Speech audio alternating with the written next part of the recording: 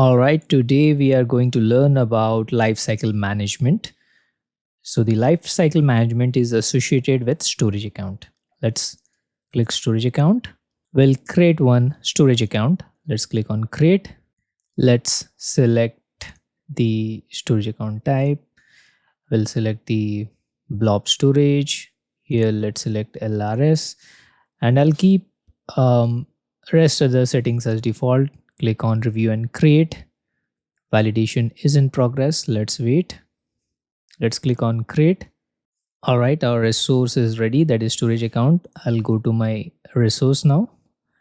And in order to begin, because the lifecycle management is associated with automatically moving or deleting blobs based on rules, right? Since the blobs will be storing in the containers, we need to create one container first. Let's click on add container. And let's give a name like lifecycle container. I'll click on create. And now, as usual, we'll upload one file from our local computer for demoing this, but it isn't the step mandatory, but I'll just for the demo, I'll show upload, browse for files. I'll upload my image as an example.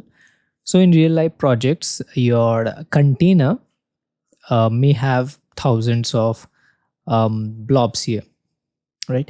So now let's get back to the storage account, because the lifecycle management, as mentioned, works at the storage account level. Also can be at the granular level as well, we can do, but for now let's demonstrate for storage account. So next step will be to scroll down a bit, and under the data management we have the lifecycle management. Let's click on it. Next we need to add rules. I'll click on add rule. Next, here we need to define the rules. So we need to give a name to this lifecycle management rule. Let's give like move to archive after 30 days, something like this. Next, there are two options. We can limit blobs with filters, or apply rule to all blobs in the storage account. So this is less tension free, I'll say. And limiting blobs with filters will, as soon as we click here, it will ask for another option. Here we go, right? Number 3, it's appearing. Now if we select apply rules to all blobs, it is very straightforward. The storage account, all the blobs will follow the same rule. That is 30 days. After 30 days, it will move to archive. So I need to define that. And here we need to select the type of blob, right? I'll keep, since these are not related to snapshot or versions will be covering later on, but this is a lifecycle management. I'll go to next now. And here is the important part where we define the rules or the conditions, how we want to move from different tiers. Lifecycle management is all about moving from different tiers to save cost. So let's select based on the created, blobs created more than 30 days. I'll move the blob to archive. Next, I'll add another condition, add condition. And here, the blob more than 90 days, I want them to delete. So I'll select delete the blob. Once done, I'll simply go to add.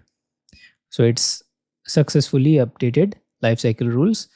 And if you look here, the status is now enabled. So blob type is block. So we can view anytime what was configured by selecting here. And if required, we can change here and click on the update button if anything more is required. So that's what it goes. So if you look here, I'll go to my maybe the containers, probably. I'll go to the containers where I uploaded my blob lifecycle container. And here, the blob which I have uploaded few moments back, if you look, we cannot see anything immediately, right? Because it was 30 days rule, remember, to moving to archive. But in Azure does everything in the back end, and the transition Azure will do. Uh, 30 days it will move to archive, and after 90 days it will delete the blob. That's what we have configured.